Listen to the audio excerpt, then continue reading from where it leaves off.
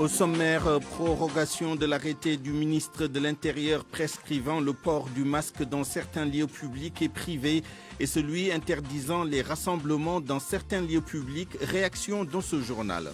Appel à la vigilance après un nouvel éboulement sur la corniche Est. Vous entendrez l'inquiétude et les solutions des spécialistes dans notre dossier du jour.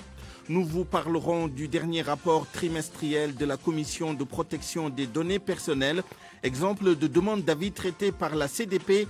Un époux a-t-il le droit d'installer un dispositif de vidéosurveillance dans le domicile conjugal sans le consentement de son épouse? Réponse dans ce journal. Polémique autour du niveau de chômage au Sénégal. Le ministre du Travail émet des doutes sur l'existence du document de l'OIT et persiste et signe. Le taux de chômage au Sénégal est à 16,9%. L'actualité internationale, ce sera avec vous, Georges Détié-Diop. Bonjour. Bonjour, Souleymane. Présidentielle guinéenne, situation calme après un scrutin sans incident majeur. Les Guinéens dans l'attente des résultats. Nous nous rendrons à Conakry pour voir comment la ville s'est réveillée. Campagne électorale en Côte d'Ivoire. Les étudiants en rajoutent à la tension. La Fédération estudiantine de Côte d'Ivoire a décrété aujourd'hui 72 heures de grève renouvelable. À suivre dans la seconde partie de cette édition, le journal du Maoulid.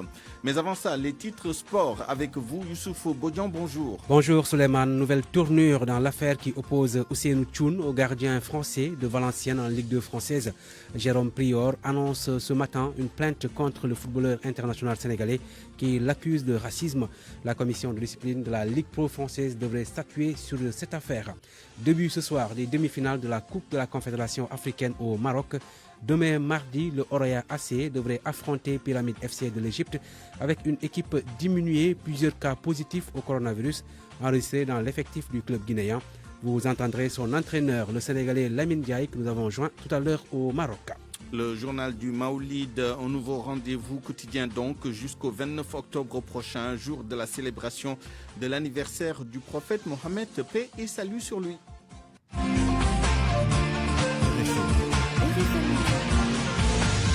Souleymane Niang. Mais ouvrons d'abord ce journal avec le deuil qui touche durement la communauté layène. Le khalife général des Layènes a perdu 3 de ses enfants en l'espace de 24 heures. Il s'agit de 2 de ses filles et de l'un de ses fils. Tous les 3 ont été inhumés tout à l'heure à Cambérène. El Hadj Ndiogou. Tous les 3 enfants de Seydina Abdoulaye Thiaw sont décédés d'une mort naturelle. Le premier, Chérif Malik Thiaw, habitait à Bargny et il est décédé un peu après 20 heures. Il sera suivi 3 heures plus tard de sa sœur Aïta Senlay, qui est d'ailleurs la fille aînée du khalife général des Layènes. Elle habitait à Cambérène.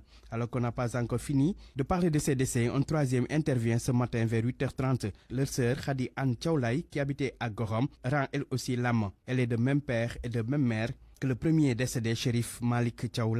Les 3 disparus ont été inhumés après 11 heures au mausolée de Seydina Issa Rouhoulaye à Cambérène. La prière mortuaire commune a été dirigée par le porte-parole du khalife général des Layènes, Mamadou Lamine Laye. Notons que Seydina Abdoulaye Thiaw, qui a accédé au khalifa en 2001, ne sort plus depuis maintenant des années.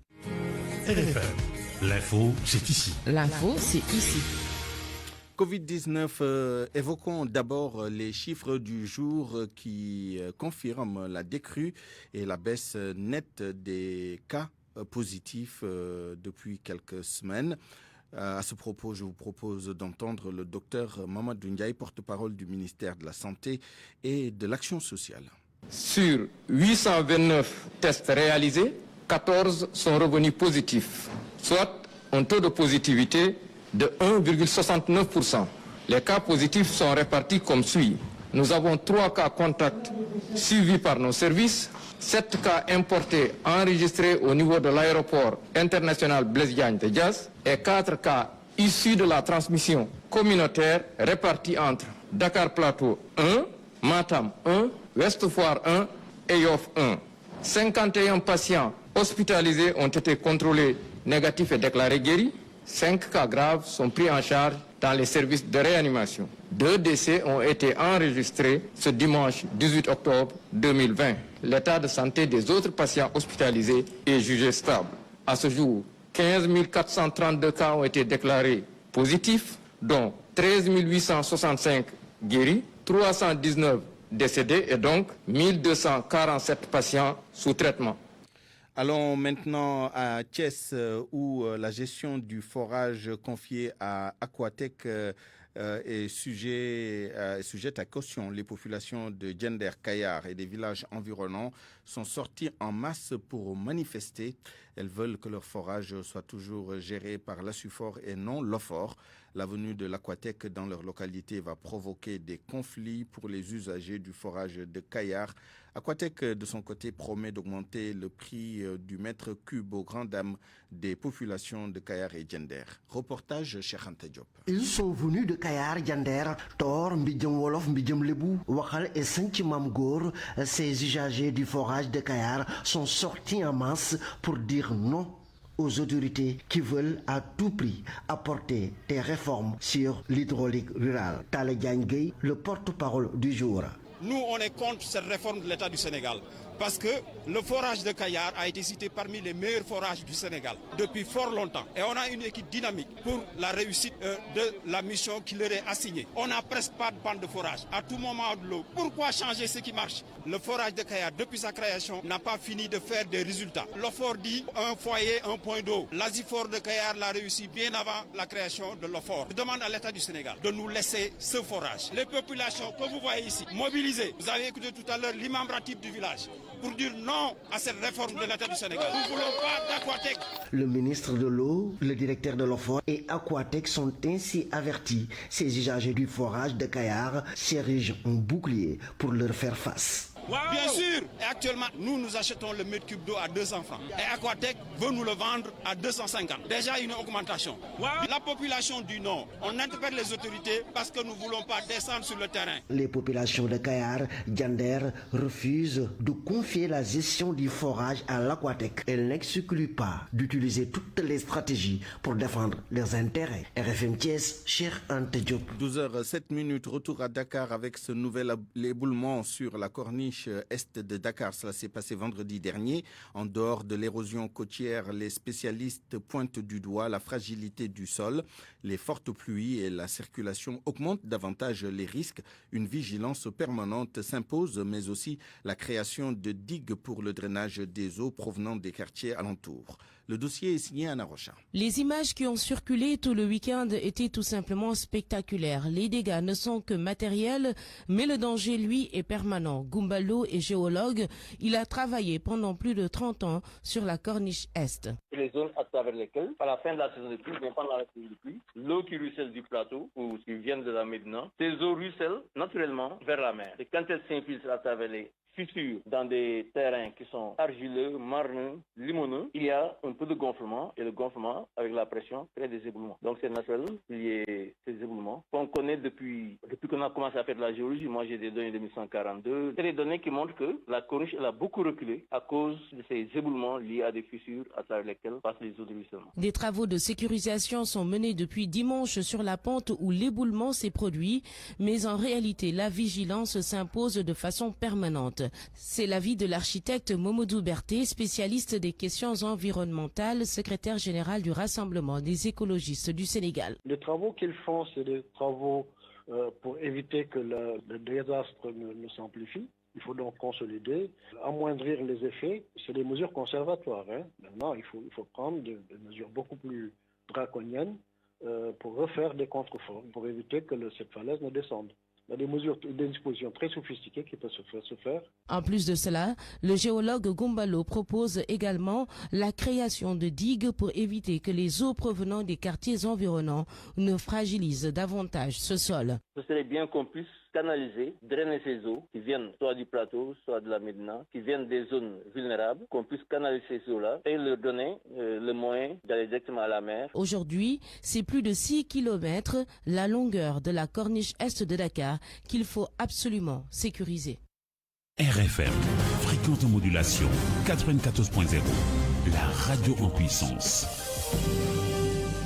Le ministre du Travail doute de l'existence du rapport de l'Organisation internationale du travail qui révèle un taux de chômage de 48% au Sénégal. Notre pays est classé 3e sur la liste des pays où il y a le plus de chômeurs. Sambassi précise que le Sénégal a un taux de chômage de 16%. Il était l'invité d'RFM Matin. Ce rapport, il faut qu'on le sorte et que nous le lisions. Il faudrait maintenant, pour que nous nous entendions, que nous précisions le sens des concepts que nous utilisons.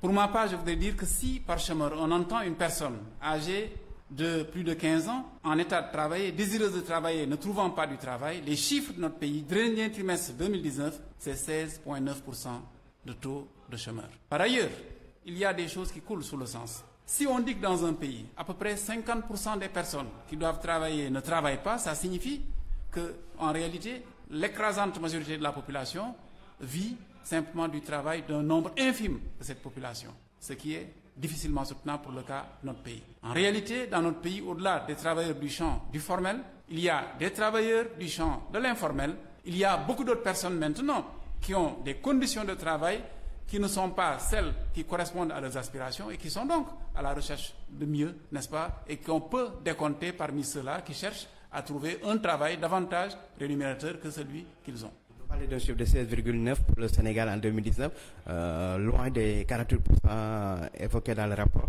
Donc vous contestez ce rapport dont on parle? Ce rapport, je voudrais d'abord qu'on le voie, et ensuite, une fois qu'on l'aura vu, qu'on le lise. Si on met de côté tout ceux-là qui sont dans les champs, qui sont dans d'autres structures et qui ne sont pas dans le champ du formel, on peut avoir les chiffres que l'on veut. Mais encore une fois, le taux du chômage au Sénégal est de 16,9%. Justement, dans la recherche de travail, les candidats recalés du concours de l'école des officiers de la gendarmerie nationale en sit-in ce matin, ils veulent être rétablis dans leurs droits. Déclarés admis au concours, ils ont été recalés par la suite, ce qu'ils ne comprennent pas. Ces 241 étudiants décident de marcher jusqu'à Fatick ce mercredi 21 octobre pour dire non à ceux qu'ils qualifient d'injustes. Abibatou Dieye est avec Salimata Aou. On a laissé une semaine s'écouler, ceci juste pour donner le temps aux autorités étatiques de pouvoir répondre à nos demandes. Mais ça a été en vain parce que depuis lors, il n'y a eu aucune réaction venant de leur part. Donc aujourd'hui, on est là juste pour vous informer qu'on fera une marche qui se fera de Dakar à Fatick ce mercredi 21 octobre. Et ceci pour montrer notre détermination et notre engagement et dire que ce combat, nous comptons bien le mener. Jusqu'à présent, pas de raison valable. On ne l'a rien expliqué, raison pour laquelle on est ici encore. Parce qu'après avoir sélectionné les 400, nous avons fait les tests psychotechniques, puis l'entretien, puis la visite médicale, puis les tests psychiatriques. Donc il n'y avait aucune autre étape à franchir. Donc on n'a pas jusqu'à présent de motif valable pour notre élimination. C'est ça le problème. Ils ont retenu combien de candidats? 140. Au total, ils devraient prendre 381 candidats. Mais ils ont pris que les 140 et les autres, voilà quoi. C'est pour ceux qui pensent qu'on a un contentieux avec la gendarmerie, tel n'est pas le cas. La gendarmerie, on la remercie. Surtout la dame, la division admission mobilisation, qui est à la charge de l'organisation de tous les concours de la gendarmerie. Les agents de la dame ont passé des nuits blanches et ont même des fois travaillé les week-ends rien que pour satisfaire aux besoins du concours. On sait que le problème va au-delà de la gendarmerie. Mais le problème, c'est l'État, raison pour laquelle, depuis le début, on s'est adressé à l'État. Donc ceci pour juste dire que c'est ces genres de déception qui mènent la jeunesse à la débauche. On a noté ces jours-ci le problème de l'immigration clandestine, entre autres. Mais nous ne comptons pas passer par ces voies. Nous allons défendre ce qui nous revient de droit. La gendarmerie nationale contactée par la RFM précise que l'admissibilité ne signifie pas l'admission définitive parce qu'il y a une visite médicale obligatoire après les épreuves écrites. Elle souligne en outre que le nombre de recrutés dépend du quota attribué à la gendarmerie nationale par la fonction publique. Tout autre chose maintenant, avis trimestriel, la commission de protection des données personnelles. La commission a accueilli 11 structures venues s'imprégner de la législation sur les données à caractère personnel. La commission a traité 66 dossiers, dont 54 déclarations et 12 demandes d'autorisation. La synthèse avec Salimata Aou. Parmi les demandes, celle du numéro 1550 qui veut savoir s'il est permis à son époux d'installer un dispositif de vidéosurveillance dans le domicile conjugal sans son consentement. La commission de protection des données personnelles est claire. L'installation d'un système de vidéosurveillance chez un particulier est soumise à une déclaration préalable auprès de la CDP en vue de l'obtention d'un récépissé, avant de préciser que la mise en place de caméras à domicile ne doit pas porter atteinte à l'intimité et à la vie privée des occupants. Certains lieux comme les toilettes, le salon, les cuisines sont exclus en principe. S'agissant des plaintes et signalements, la CDP en a reçu 24. Elles sont relatives aux collectes frauduleuses de données personnelles, aux publications ou menaces de publication de photos ou vidéos intimes de citoyens à des fins de cyberchantage et d'extorsion de fonds. Sur ces genres de situations, la CDP invite les utilisateurs à porter plainte directement auprès du parquet ou des forces de défense et de sécurité. Surtout ne pas verser d'argent, quelle que soit la somme demandée. L'Office du bac a été mis en cause par rapport à la communication des résultats par SMS concernant les failles de sécurité pour les données personnelles. La CDP a saisi l'Office du bac pour des explications sur l'inobservation de la procédure déclarative. Ce troisième trimestre a été marqué par la multiplication du volet contentieux lié au traitement des données à caractère personnel. Une vaste campagne d'éducation numérique va être lancée afin d'instaurer une vraie culture du respect de la vie privée et des données personnelles. La radio autrement. Reparlons du Covid-19 avec les arrêtés prorogeant l'interdiction de rassemblement et le port obligatoire de masques. Les spécialistes en santé publique les trouvent pertinents, même si le Sénégal ne compte plus beaucoup de cas positifs ces dernières semaines. Ils estiment que ces mesures permettront aux populations de toujours observer les gestes barrières. Awambay. Des cas positifs, il y en a de moins en moins depuis quelques semaines, selon les chiffres du ministère de la Santé sur l'évolution de la pandémie de Covid-19. Le docteur Mohamedouli se pose quand même des questions sur la fiabilité de ces données. Il est spécialiste en santé publique. D'abord, moi, le premier problème, c'est est-ce que les statistiques reflètent réellement la situation du pays. Bon, c'est vrai que dans beaucoup de pays africains, il y avait des tendances spéciales. Ça, c'est déjà le premier problème. Et il trouve tout de même responsable la décision du ministre de l'Intérieur de proroger les délais concernant le port du masque et l'interdiction des rassemblements dans certains lieux publics. Donc, tant qu'il y a des cas dans notre pays, je pense qu'il faut continuer à porter des masques. Et il faut s'inscrire dans la durée en sachant que cette maladie risque de devenir endémique tant que nous n'aurons pas trouvé un vaccin pour protéger les citoyens. Le professeur Cherbak Kello, expert en santé publique, est du même avis. Selon lui, le risque de deuxième vague plane partout et il faut que les Sénégalais maintiennent le respect des gestes barrières. Il est donc important pour les pouvoirs publics d'amener nos populations à garder les réflexes de mesures barrières telles que le port de masque, mais également le lavage des mains et la distanciation sociale.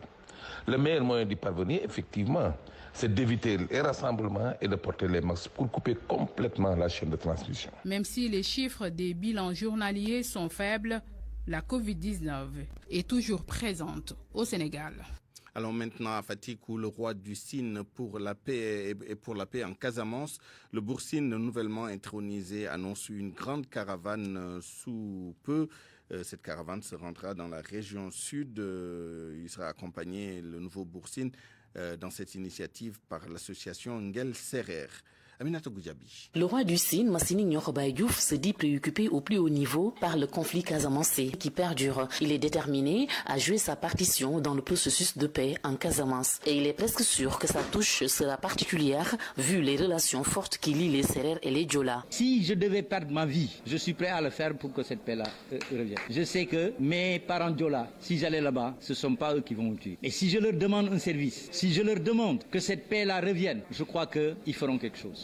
Les Diola et les Sérères, c'est le même peuple. Ce que je souhaite, c'est partir du Sine, traverser tout le Saloum et aller en Casamance avec une caravane et demander la paix. Ce Covid qui nous a empêchés d'y aller. Et il aura à ses côtés l'association Nguel Serer Mbogaïf Ndialik, un engagement pris à Fatick lors de l'assemblée générale de cette association. Boucar Diouf est le président. Cette partie a été lourdement impactée, alors que c'est le grenier du Sénégal. Le Serer maintenant, est du point de vue culturel, du point de vue historique aussi, alors nous avons des relations de cousinage à plaisanterie avec les Alpulaar au nord et les Diola au sud.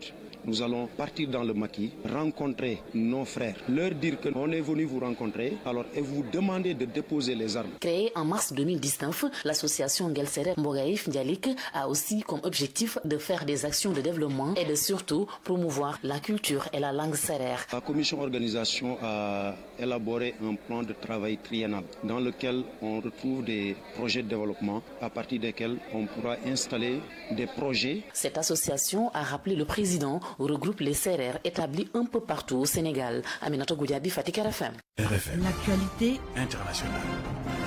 À 10h20, rebonjour Georges Détier. Rebonjour Souleymane Niang. La Guinée dans l'attente des résultats officiels de la présidentielle. À Conakry, la situation est calme après l'élection d'hier. Un scrutin sans incident majeur. La nuit, les partisans de Cellou Dalein Diallo étaient dans les rues de la capitale criant victoire, une attitude que le gouvernement a dénoncée dans un communiqué. Notre envoyé spécial à Conakry, Barthélémy Ngom. La Guinée retient son souffle. Les Guinéens qui ont voté hier dans le calme attendent les résultats provisoires qui vont être publiés dans 72 heures après la réception du dernier procès verbal par la CENI, la Commission électorale nationale indépendante. Au lendemain de cette élection présidentielle, la vie reprend son cours normal. Les Guinéens continuent de vaquer à leurs occupations. Mais d'ores et déjà, l'UFDG de Cellou Dalein Diallo crie victoire. La preuve, ses partisans sont sortis pour jubiler sur la route Le Prince au niveau de la T8. Sofinia, Bambeto et Amdalaï. Ils estiment qu'Alpha Condé, le leader du RPG, candidat à sa propre succession pour un troisième mandat, a perdu ses bastions traditionnels selon les résultats qu'ils détiennent. Une attitude que le gouvernement guinéen a dénoncée dans un communiqué. Cette stratégie de célébration forcée, prématurée et injustifiée selon les autorités a été minutieusement planifiée bien avant même le scrutin par Cellou Dalein Diallo selon les autorités qui évoquent ces déclarations annonçant sa victoire, allant même jusqu'à soutenir qu'il ne reconnaîtrait pas sa défaite si tel était le cas. Le communiqué du gouvernement guinéen fait également mention de montages audio dans lesquels on fait dire au candidat du RPG Alpha Condé qu'il reconnaissait sa défaite et félicitait même le candidat de l'UFDG Cellou Dalein Diallo. Ce que condamne le gouvernement qui évoque des pratiques illégales facilitées par la complicité de certains médias nationaux et internationaux. Ce qui, selon toujours le communiqué, viole la charte des partis politiques, les injonctions des partenaires internationaux et les directives de la CENI. Cette stratégie, souligne les autorités, vise à installer le chaos dans le pays et à remettre en cause les vrais résultats qui sortiront des urnes dans 72 heures. Le gouvernement conclut en soutenant qu'il ne se laissera pas distraire par cette diversion et assure tous les acteurs du processus électoral ici en Guinée. Barthélémy Ngom, Conakry, RFM. Campagne présidentielle en Côte d'Ivoire, les étudiants rajoutent à la tension. La Fédération estudiantine de Côte d'Ivoire a décrété 72 heures de grève renouvelable. La FESI réclame la suppression des frais de comité de gestion et autres frais annexes à l'inscription. Ce matin, des bus et véhicules de l'administration ont été incendiés et des routes barrées. Gobia Yabi.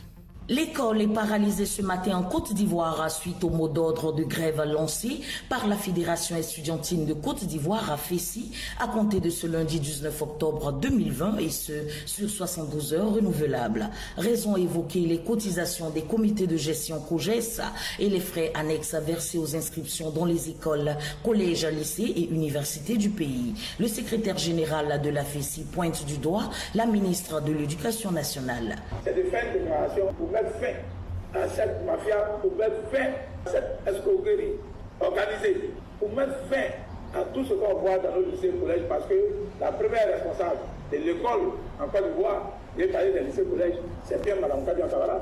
Et donc, dans l'école, quand le vol est organisé, que le propriétaire de l'école ne parle pas, c'est qu'il a une partie de responsabilité dans cette mafia. Au cas échéant, il faudrait qu'elle demande au monde entier, il faudrait qu'elle puisse demander à toute la Côte d'Ivoire que le ministère n'a rien à voir dedans, en annulant simplement les frais de courrier. Et puis viennent voir la provision. C'est justement pour cela que la fête s'est révoltée. Des voies sont barrées au niveau de les communes de Cocody-Riviera 2 et dans bien d'autres communes et villes du pays avec des bus et véhicules de l'administration incendiés. Sinclair Allah, secrétaire général de la FESI, a signifié que ces décisions n'intervenaient pas dans le cadre de la désobéissance civile. Gobiayebi Abidjan, Radio Futur Média. La présidentielle ivoirienne est prévue le 31 décembre et déjà notez qu'une mission de la CEDEAO est à Abidjan pour rencontrer les différents acteurs politiques. En Mauritanie, retour d'exil de l'opposant Moustapha Ould Limam Chafi. Il est rentré hier après 11 ans d'exil. Moustapha Ould Limam Chafi faisait l'objet d'un mandat d'arrêt international émis contre lui en 2011 par le régime de l'ancien président Mohamed Ould Abdelaziz. L'ancien chef de l'État l'accusait d'entretenir des relations douteuse avec les djihadistes au Sahel. L'imam Chafi avait mené une campagne contre l'éviction de l'ancien président Ould Cheikh Abdallahi le 6 août 2008. En Centrafrique, l'opposition exige l'audit du fichier électoral qui, selon elle, manque de crédibilité et d'intégrité. L'opposition a mis en garde contre une précipitation qui pourrait conduire à une crise post-électorale. C'est après que l'Agence nationale des élections a estimé que le processus électoral se passe comme prévu. Selon l'Agence nationale des élections, les listes sont en train d'être affichées à travers le pays depuis le milieu de la semaine dernière. En Centrafrique, plus d'un million d'électeurs, plus d'1 million de personnes se sont inscrites sur les listes électorales provisoires, sans compter les électeurs du nord-ouest du pays qui vont être rajoutés. L'élection présidentielle est prévue le 27 décembre. Merci Georges Détié Diop. Il est 12h25.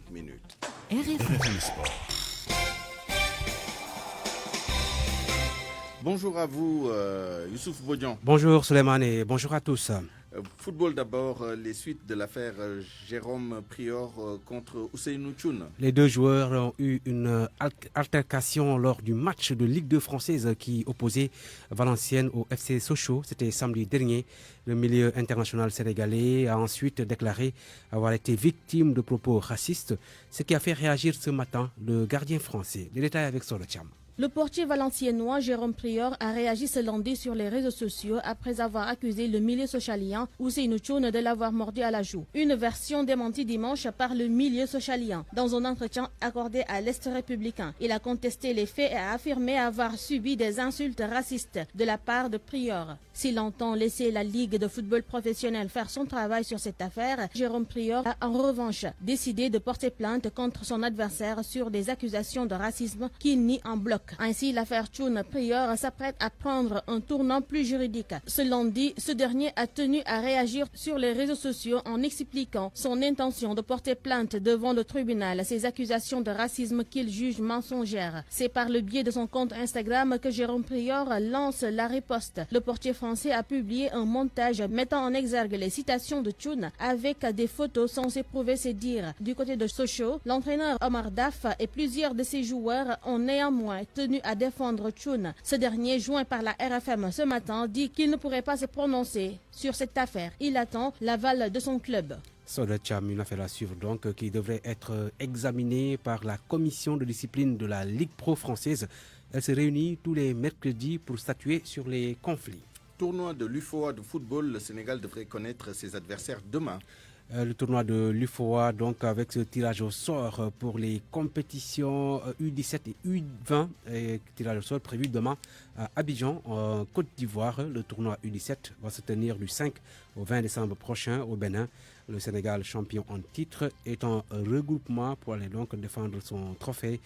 À noter que le tournoi U20 devrait se jouer au Togo. Et puis début ce soir des demi-finales de la Coupe de la Confédération africaine. Des matchs qui vont se jouer en une seule manche au Maroc. Le premier duel va opposer deux clubs du royaume chérifien. Le Hassania Agadir qui défie la renaissance sportive de Berkane. L'équipe d'Agadir qui a recensé ces derniers jours plusieurs cas de coronavirus dans son effectif. Malgré tout, la CAF a confirmé la tenue du match puisque les tests Covid-19 effectués 48 heures avant le match ont démontré que le Hassania Agadir disposait de 14 joueurs aptes à disputer cette demi-finale. La seconde demi-finale de la Coupe de la Confédération africaine est prévue demain, toujours au Maroc, et devrait opposer Pyramide FC de l'Égypte au Oraya AC de la Guinée. Mais problème, 10 joueurs du club guinéen sont testés positifs au coronavirus, sont en isolement. Le club de la commune de Matam en Guinée qui espère pouvoir récupérer quelques-uns de ces joueurs en isolement depuis 5 jours. Nous avons joint ce matin au Maroc l'entraîneur du Oraya AC, le technicien sénégalais Lamine Ndiaye.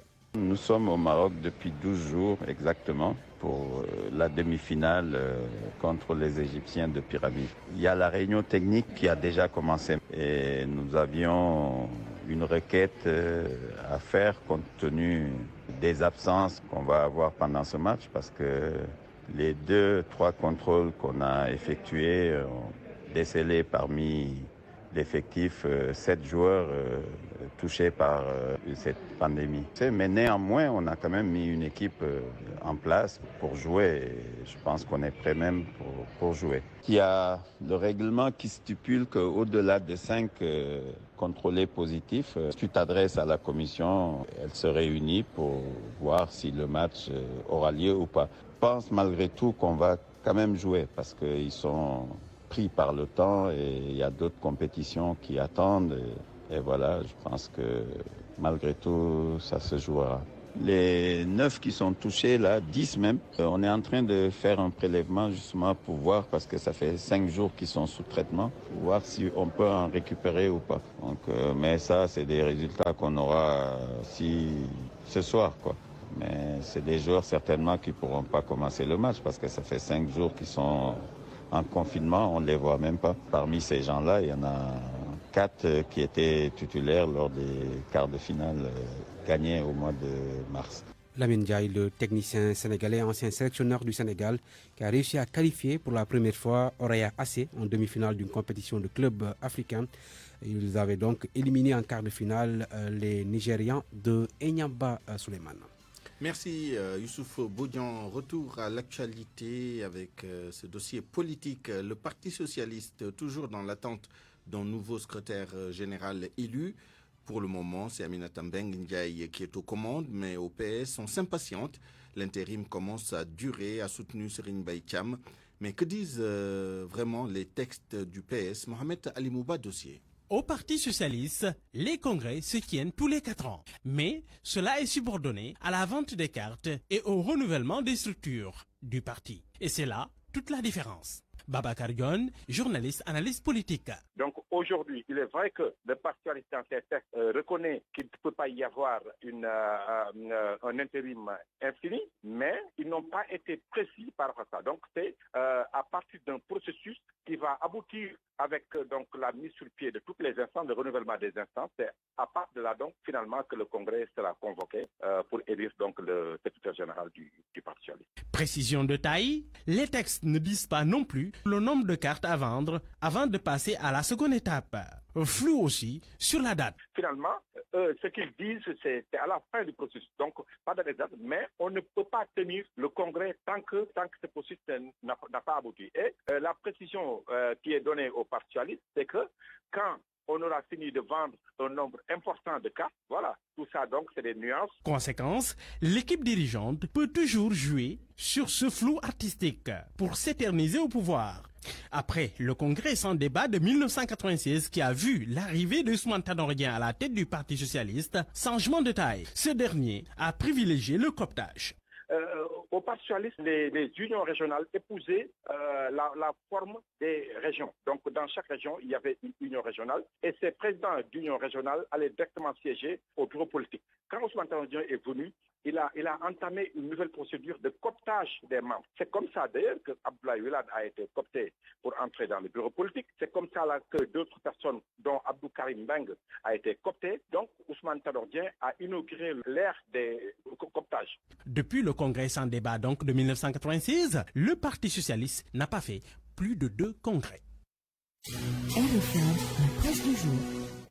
La presse du jour lue et commentée par Mohamed Ali Mouba avec qui nous restons. Bonjour. À la une, cette rencontre entre Macky Sall et sa majorité, Benno Bokk Yakaar, le journal L'Observateur pose le contexte sans attendre. Le président Macky Sall a reçu samedi dernier au Palais de la République les députés de la majorité. Les discussions ont tourné autour de plusieurs points, notamment le changement de bureau. Sur ce point, le chef de l'État, note toujours le journal, a évoqué le départ de son ami et frère Moustapha Cissé Lo de l'Assemblée nationale et confie perdre des amis au cours des changements ou remaniements. Il a promis aussi aux députés de diligenter le principal doléance en leur octroyant des terrains.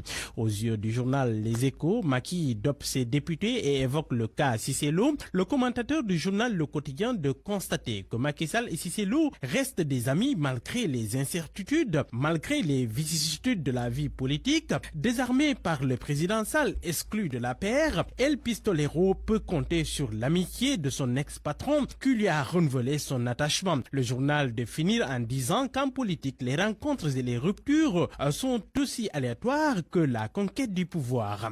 Et les retrouvailles sont possibles car l'impossible n'est pas politique sénégalaise, confie encore plein d'entrain le confrère. Politique toujours avec le tout nouveau premier vice-président de l'Assemblée nationale, Abdou Mbow, qui dit ses vérités au journal Vox Populi. Morceau choisi, il dit le président est droit dans ses bottes et travaille à faire émerger ce pays. Il est très cohérent avec lui-même dans sa démarche. L'Assemblée nationale n'a aucune leçon à recevoir de qui que ce soit, mais il condamne les propos de Aliou Dembourou Sow. Au sujet du troisième mandat, Abdou Mbow réaffirme ce qu'il a toujours soutenu. La question n'intéresse pas encore. C'est une diversion. Fin de citation. Mais au Parti socialiste, Serigne Mbaye Thiam presse Aminata Mbengue Ndiaye de mettre fin à l'intérim, informe le quotidien, après la mort d'Ousmane Tanor Dieng. Serigne Mbaye Thiam veut décidément un congrès, mais avant cela, il se positionne. Source A parle d'un Serigne Mbaye Thiam sans masque. Il affirme ses ambitions, décline de son côté le journal Les Échos. Quid de l'ancien maire de Dakar, Walfadjri évoque ce matin le sujet. Barthélémy Diaz et Soham Wardini déblaient le terrain pour Khalifa Sall selon le confrère. Présent à l'inauguration du complexe sportif Patrick Sémédou, samedi dernier, le maire révoqué de Dakar a été l'invité le plus en vue, aussi bien dans le discours de son successeur à la mairie, qui n'a pas tari d'éloges à son égard, que du côté du maire de Mermoz Sacré-Cœur, un de ses proches collaborateurs et lieutenant dans la coalition Taxawu Dakar. J'ai cité bien sûr Barthélémy Diaz. Inédit à Dakar Dem Dikk, après la panne sèche de carburant, la panne sèche en pièces de rechange, une centaine de bus à l'arrêt, constate Source A. Le tout nouveau directeur de la boîte s'est rendu à Dubaï chez le fournisseur pour passer commande. La présidentielle en Guinée, Alpha Condé, c'est Dalein Diallo qui portera le coup fatal, s'interroge Walfadjri. Selon le journal Tribune, Alpha Condé se trouve en très mauvaise posture. Il a perdu le soutien de ses bastions traditionnels, recul net du parti présidentiel, constate le journal. Vox Populi fait la même observation. Selon le confrère, les premières tendances sont favorables à l'opposant. Va-t-on alors vers un duel Condé-Dalein pour un second tour, s'interroge net le journal. En tout cas, la question du troisième mandat est évoquée et le journal Source A note qu'au-delà de la Guinée, il y a la Côte d'Ivoire. Là-bas, le risque d'explosion est réel, tout comme en Guinée où les deux différents candidats crient chacun victoire. Oui, le troisième mandat à tout prix, s'exclame d'ailleurs le journal Enquête. Le vote s'est déroulé hier en Guinée malgré quelques heures et irrégularités. Mais les observateurs redoutent l'impasse dans les jours à venir, tout comme en Côte d'Ivoire. Oui, en Côte d'Ivoire, la crise et les violences prennent déjà une tournure interethnique, note encore le journal Enquête. Sport pour boucler. À la une du journaliste de Quotidien, Première Ligue, 4 buts en 4 matchs. Sadio Mané, jamais aussi efficace, exclama le confrère. Son meilleur début de saison en carrière. Troisième saison d'affilée avec 4 buts après 5 journées seulement. Premier doublé en pro en 2012-2013, rappelle le journal. Dans le journal Record, Angleterre-Everton, championnat Angleterre, Everton-Liverpool, 2 buts partout. Sadio fait le job, mais la VAR gâche tout. Crépin, Diallo et Nguette frappent encore. Ce sont là les autres nouvelles des footballeurs de notre pays. Bonne lecture à tous. À 12h38, c'est la fin de cette édition. Merci de l'avoir suivi. Merci à toute l'équipe qui l'a réalisé sous la coordination d'El Haj Ndiogou Diène. Abdoulaye Diop à la technique digitalisation assurée par Yassine Pouy, régie d'antenne Papo Mardiao. Retrouvez